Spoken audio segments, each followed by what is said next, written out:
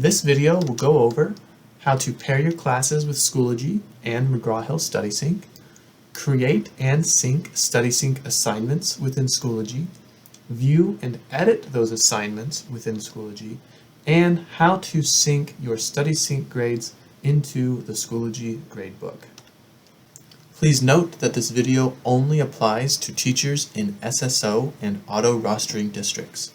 If you are unsure which access service applies to your district, please read the Access Services description article to learn more. Additionally, if you don't see the McGraw-Hill tool described in this video, please check with your district IT to make sure that Assignment Sync and Grade Passback has been implemented for your district. The first step in utilizing Assignment Sync and Grade Passback within Schoology will be to pair your classes. Before we get to that step though, I do want to go over how your course tiles and sections might look or function in Schoology, and that will enable us to pair our classes correctly. So I'm using this courses view to kind of explain this concept a bit, and then I'll also explain it here on this screen, which is likely the one you default to when you log in. So from this courses screen, each one of these tiles is an individual course tile, and you'll notice some of them, like this AP History class, have a little chain link icon. What that chain link icon really represents is that we have one or more classes linked together into a singular course tile. So in this example, we have an AP History course, and we have linked two classes together into this one tile, and that's how we get this chain link icon. And you'll notice here we have section 1, section 2. This is a great way to identify if you have multiple classes within that course, or if you simply have one class per tile. Further in this example, we have an AP History course, and it's the same course for all three of these tiles. And you'll notice that for sections 3 and sections 4, this tile and this tile, those aren't linked together at all, and so it's actually just one section per tile. This will be very important when we go to pair the classes, as when we open up that screen, it will actually list all 4 of these sections, but it'll be very important that we only pair the section for the tile that we launched. So in that future step, if we went into AP History Section 1 and Section 2, when we launch that tool, we will actually see all 4 of these sections, but since we launched the course tile for Section 1 and Section 2, it's critical that we only pair Section 1 and Section 2. And once again, I will explain that a little more in depth once we get to that pairing step. And then on your course dashboard, it's a little harder to identify those cross-linked sections, but because we don't have that chain link icon. But one thing you can look out for is if you have multiple section names in that tile. For example, for our AP History class, you can see we have Section 1, Section 2. So I know that there's 2 sections for that course, whereas my other 2 AP History tiles have just 1 section each. There's only 1 section name, and there's no comma separating them. I would also like to quickly note that there is no requirement that you have any of your sections cross-linked. Every district and every teacher will definitely use Schoology a bit different, and when it comes to pairing your classes, rather you need to pair multiple sections at a time or not, again based on the course tile that you launched, strictly depends on how you like to use Schoology. Rather you have cross-linked sections or 1 section per tile is totally up to each individual teacher and how you personally prefer to use Schoology. So let's go ahead and go into our cross-linked history course tile, which does have 2 sections. And once your district has configured and set up the McGraw-Hill LTI 1.3 Assignment Sync and Grade Passback app, you will be able to launch that from your Add Materials screen. Once your district has configured that, we can come in here and we can go ahead and launch that. And this first screen, we are going to display to you all of the sections that we detect for the course that you launched. So as I mentioned before, our AP History course was divided into 3 tiles, but had a total of 4 classes. So we're actually going to see all 4 classes on this screen. If you recall though, we did launch the tile that had section 1 and section 2 linked together. So we're actually going to pair only section 1 and section 2. Once you're ready to pair those classes, you simply click Pair next to the necessary class, and then we will pull up a list of all classes that you have in McGraw-Hill. You'll see I have a very large list here.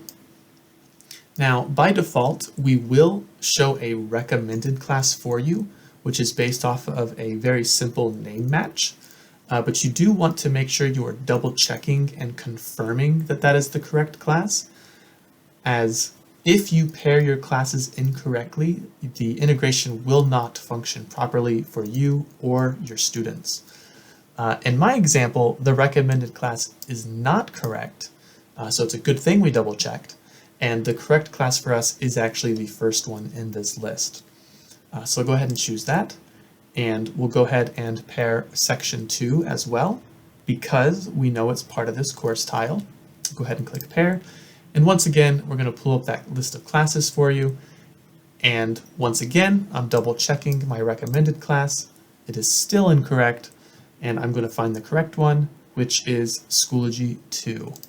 I'll choose that. Now that we have paired all of the sections for the tile that we launched, we're going to go ahead and click Save Pairings. Once we've paired all of the necessary classes, we can go ahead and create our primary section. And it's important that you make sure you pair all of the necessary classes first, as once we create this primary section, these unpaired classes will actually become hidden. So I have both my sections paired, so I'm good to go. We can go ahead and click that Create Primary Section button. And you'll want to make sure you read this pop-up, which is just making sure that you confirm that you have paired all of the necessary classes for this course tile, as once again, any unpaired sections will be hidden afterwards. Now in our case, again, sections 3 and 4 should not be paired. So we have confirmed we've paired the necessary sections, so we will go ahead and click Confirm. So basically what that does is we create an empty class on the McGraw-Hill platform that you'll be able to see if you were to log into the platform directly, which is also easy to find as we append Schoology course to the end of that class.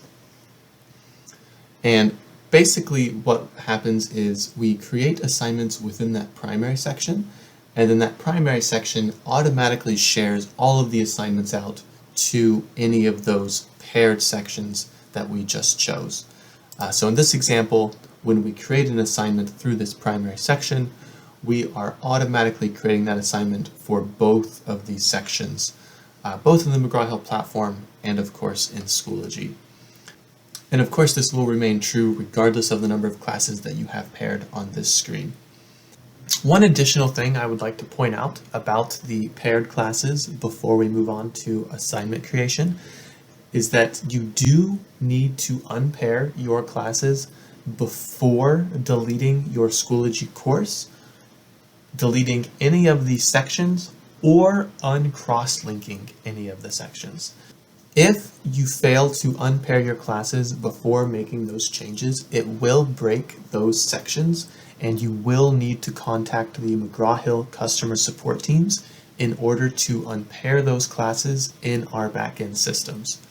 So just again, make sure that you are unpairing your classes before making any major changes, such as deleting your Schoology course, deleting any of these sections, or simply uncross-linking any of those sections. Now, talking about pairing, since we do have multiple course tiles, we would go back and launch our next tile for section 3. We would launch the tool, and now you'll notice that we automatically hide section 1 and section 2 since they are already paired, and then we would simply continue with pairing only the sections that are in the tile we launched. So in this scenario, we would only be pairing section 3, and once we've paired section 3, that's all we need to pair, and then we would also create a primary section for section 3. And we would repeat those steps as well for our last tile, section 4, where we would pair section 4, and then finally create a primary section for that tile as well. So the next step, now that we have everything paired, is we will go over how to create StudySync assignments. All assignments do need to be created through this primary section, so we'll go ahead and launch that. From this screen, we do have a couple of different options I'll go over here quickly. The first, of course, is to add StudySync assignments. If you're looking to create an assignment for your StudySync classes, you'll click this button, and we will go over that in just a moment. Additionally, any assignments that you create within StudySync, our system will automatically be checking for any assignments that exist in StudySync but don't yet exist in Schoology, and those will appear in a list here so that you can quickly identify those assignments and sync them as necessary. So we'll go ahead and add StudySync assignments here. And what that will do is automatically launch you into the StudySync platform. From here, we will go to the Assignments tab and simply create an assignment.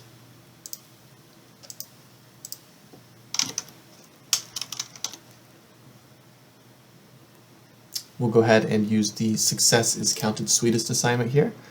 One thing that I would like to point out is when you are choosing the target, if you're looking to assign this to your entire StudySync course, which once again would include both of those classes, you do want to make sure that you're choosing the course as your target here from the drop-down.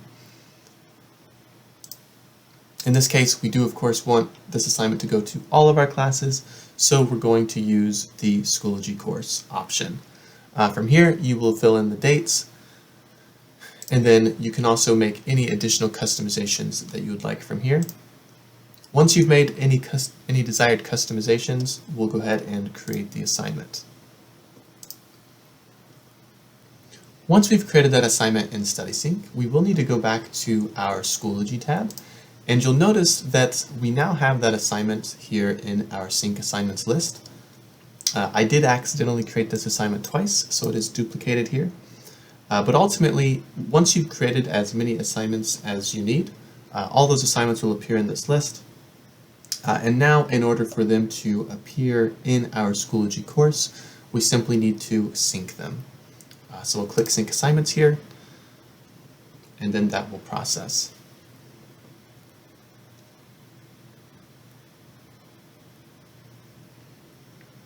Once that is finished processing, the tool will close automatically, and then you'll notice that we do have those assignments listed in our Schoology StudySync course. You'll also notice that it is, of course, assigned to both sections.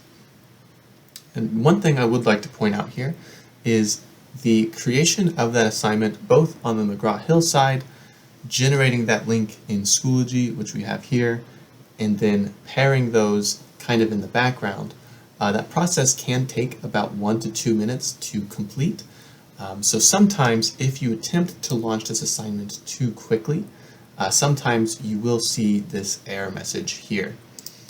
So generally, we recommend waiting about 1 to 2 minutes before launching the assignment, and I'll show you what that launch looks like in just a moment. While we're waiting for that, there is one additional step you will need to complete. Once you have set up your gradebook in Schoology, you will need to go to your gradebook and go to the bulk edit screen in order to assign a category to these assignments. Until these assignments have a category, they will not appear in your Schoology Gradebook. So I'll go ahead and save this. And now that we have assigned categories to those assignments, you can see them listed in our gradebook here. One thing to note about the gradebook as well, specifically for students, is that although students can access their assignments through Schoology directly or through the McGraw-Hill platform if they so choose, students must launch at least one assignment from within Schoology during the school year. Until that student has launched one assignment through Schoology, the McGraw-Hill platform will not actually be able to sync grades for that specific student. Once they have launched an assignment from Schoology, however, thereafter they can continue to launch their assignments either through Schoology or through McGraw-Hill, whichever you or the students prefer, and their grades will continue syncing automatically after that point. It has been several minutes now, so we can go ahead and confirm that these assignments will launch. So we'll just go ahead and click those real quick. When you do launch the assignment as a teacher, it will bring you into the teacher view of that assignment, which is how you can see student submissions, and as well as any of the assignment settings. One important thing to note is that if you do need to make any edits to the assignment, such as the dates, points, any other items like that, you do need to edit that assignment through this screen. This is because the assignment sync and grade passback integration is kind of a one-way road. So we send information from StudySync into Schoology, but no information in Schoology gets sent back to McGraw-Hill. That is to say, if you were to instead try to edit the assignment through here, through this edit button here, any changes you make here would not save, and they would not pass back to the McGraw-Hill platform. So again, if you need to make any assignment changes, you do want to make sure you're doing those through the McGraw-Hill version of the assignment through this screen. Just to quickly touch on student access as well, as a reminder, students can launch and complete these assignments through Schoology like we are in here, or they can also do the assignments directly in the McGraw-Hill platform. If they launch the assignment in Schoology, it will launch into the Schoology iframe here, and the student can complete the assignment while staying within Schoology.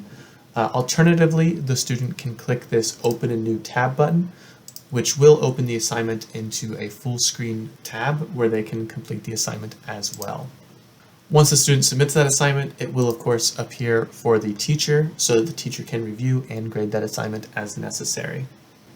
The last thing I would like to point out about the StudySync, Assignment Sync, and Grade Passback integration is how to review the scores as a teacher. So we'll go ahead and launch this assignment as the teacher. And the one unique thing about StudySync is that StudySync allows the teacher to decide when to make scores available for certain assignment types, which helps to mitigate student confusion around partial scores that might appear.